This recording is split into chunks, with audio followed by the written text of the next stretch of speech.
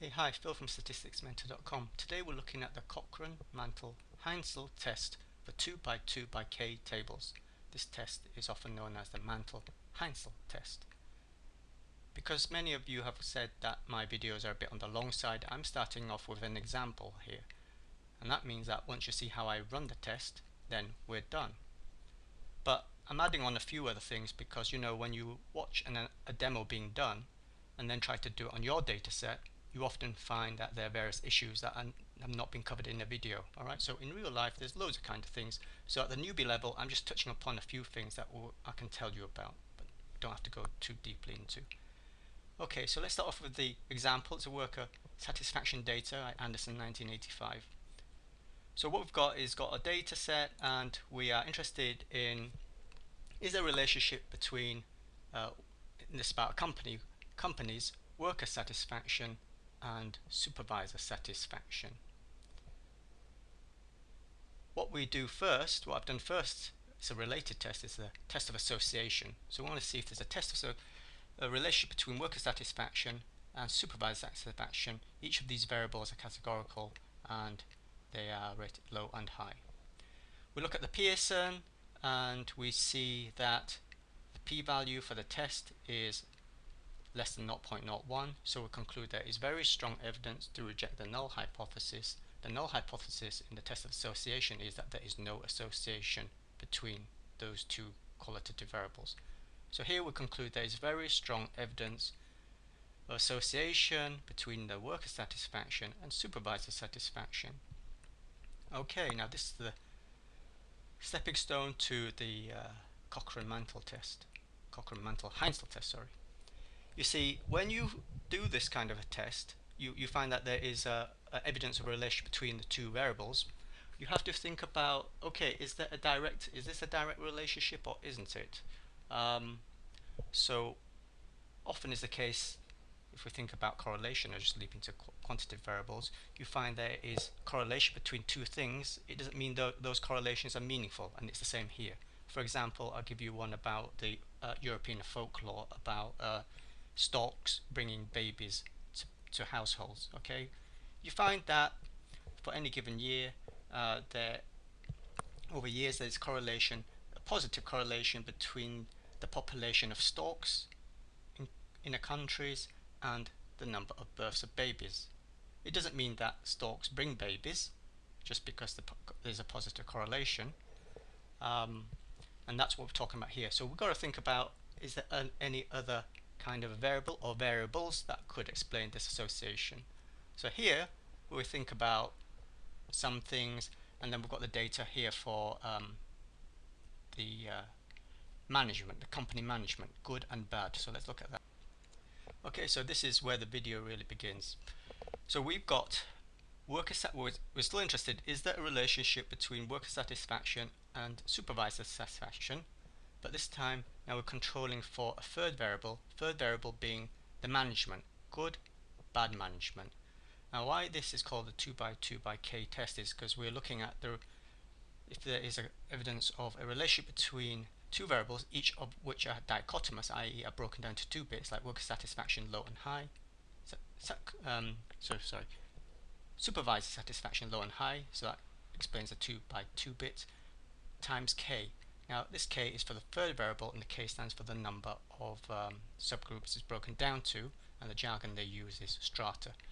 So here we've got bad management and good management, so that makes this table 2x2x2 table. Alright, so to run the test, what we want to do is we go to look at our data set first. Alright, so that table that I just showed you, I've got it from this original data. Okay, this is group data, so first I need to tell SPSS that, so I go to data and then I go to weights cases and get it on the screen. So I go to data, weights cases, and then I make sure that I click on weight cases here and transfer management frequency into this box. Okay, which I had, so let's just set it up again. So it looks like this when you first go into it. I click on weight cases by frequency because they contain the actual counts for each cell, take it over, and I go OK. Now I'm ready to run this test. So I go to Analyze, Descriptive Stats, Crosstabs. Okay, let's reset this as well.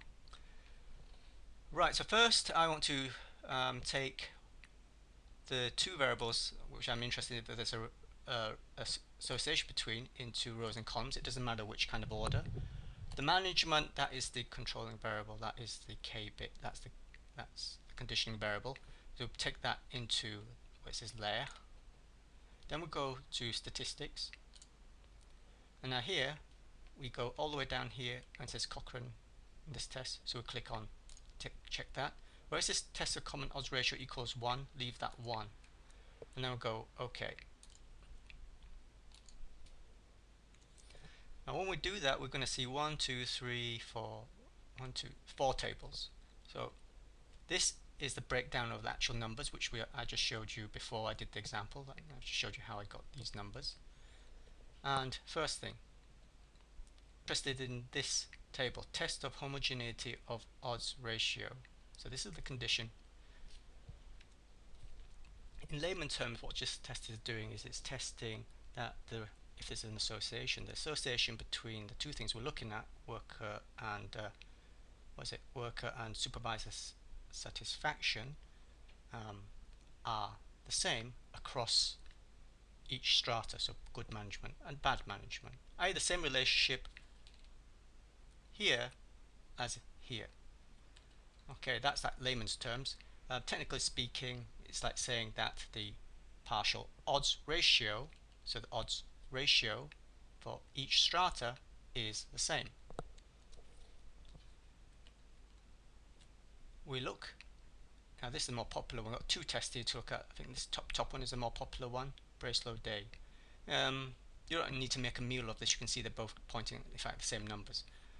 Bracelow Day, this is the p-value, and to remember the rule, if the p-value is bigger than 0.05, that is pretty much we do not reject the null. So here it's 0.799, so there's no evidence to reject the null. In other words, our condition is satisfied. We do not reject the null. So then that's good. That we go on to the test itself. Now, test itself, test of conditional independence. Right. The null hypothesis here, we can put it in loads of different ways. It's a bit like the test of association here, except for now we've got a third variable. So null hypothesis is, we can express it as no partial association between the two variables given the third variable. Here, no partial association between the satisfaction of the worker and the supervisor given the management. Or we can say that someone will express it as conditional independence of the two variables given the third variable. Or we can express it as all the conditional odds ratio is equal to 1.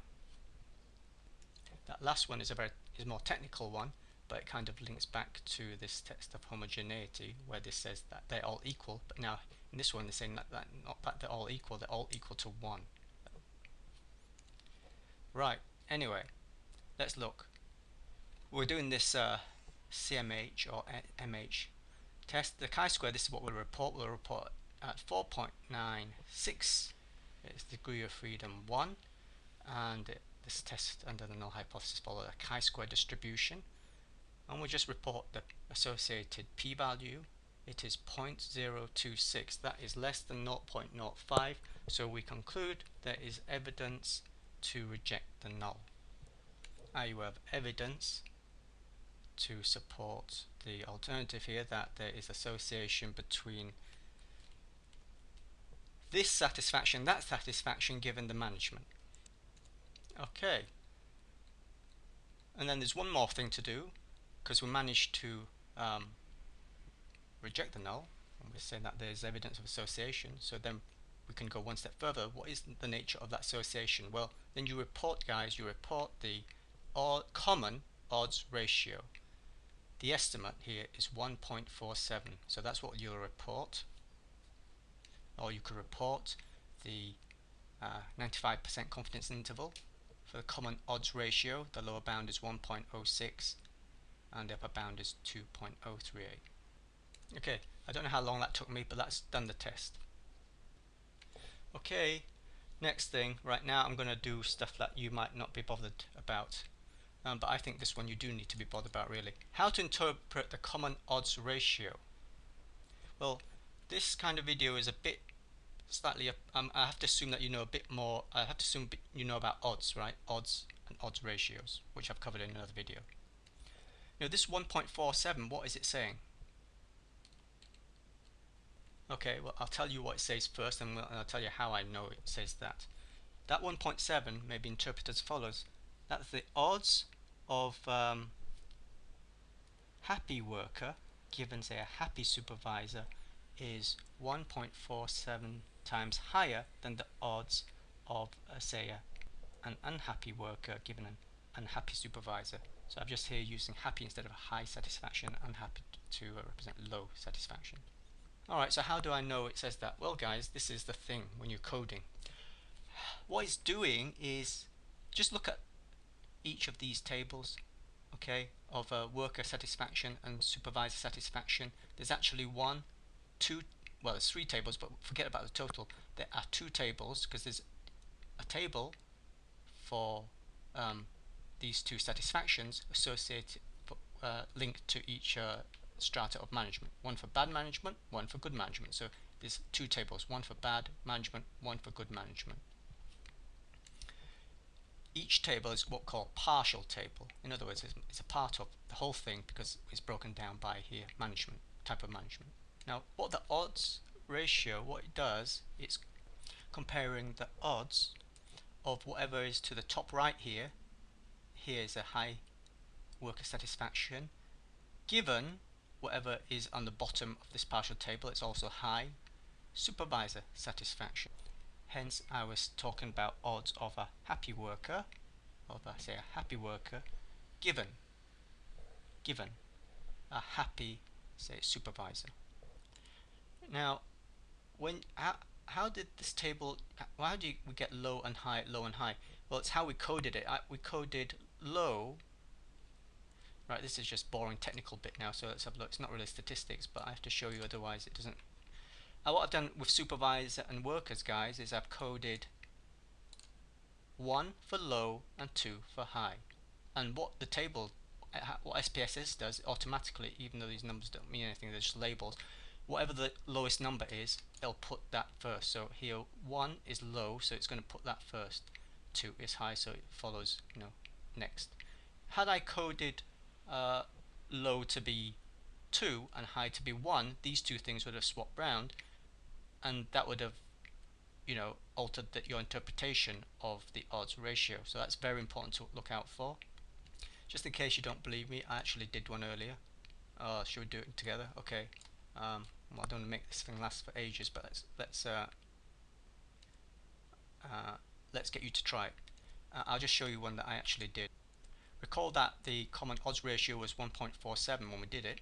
Now look, if I kind of code the thing, okay, so now I've just changed those labels around for supervisor satisfaction. Just look at my previous example, just reverse the video and you'll see. Okay, you see that the odds ratio exactly the same, but now the interpretation is different because now before this was supervisor, this was high and that was low, but now it's reverse. So now my interpretation will be different. It will be that the odds of a happy worker given a not happy supervisor is 1.47 times higher than for a happy worker. So you see that the coding there matters. So as long as you understand that we're comparing this given that, sorry, the odds of this given that. Alright, let's see, next one. What is the homogeneous association condition is not met? So often you see a basic example, they'll give you a nice one where the assumptions are all satisfied, but what happens when the assumptions are not satisfied? Talk about this one, the test of homogeneity. Alright, well, if this test is not satisfied, this condition is not met, sorry, we can think of some other things. One, do you have any outliers? Second is that we could look at some other test that does not require this assumption. For example, we can use a log linear model. If we can say that one of the variables, such as the worker's satisfaction level, is like the dependent variable, and the other one could be thought of as an independent variable. So you think about like some kind of like a causality thing going on there. We could use like a logistic regression. Right. Otherwise, if we've got a large sample size, we can use a Pearson chi-square. The thing, this is an important statement I'm making here, if we just step back a bit about this test, the Mantel-Haenszel test, is that it tests for a specific type of relationship, partial relationship, and that is that each of the partial odds ratios across each strata are the same. Now it could be that there is a relationship, but those partial odds ratios are not the same and they are different to 1. That's the same as saying there's a relationship between these two things, but they differ as you go across the strata. Another way of saying that, the partial odds ratios, yeah, I've just said already, okay, different as you're going across the strata. Well, that kind of thing is what we can call a three-way association, and that's something that a log linear model could pick up on. Next, often you read like on the web forums, people saying, oh, we'll get so worried about what is the difference between the Cochrane and the CMH test, and they talk about less so about this Pearson chi-square. Right, well, all three can do this test. Let's just say that all of these three, they are what we call large sample tests. In other words, they to work well, they need large sample sizes.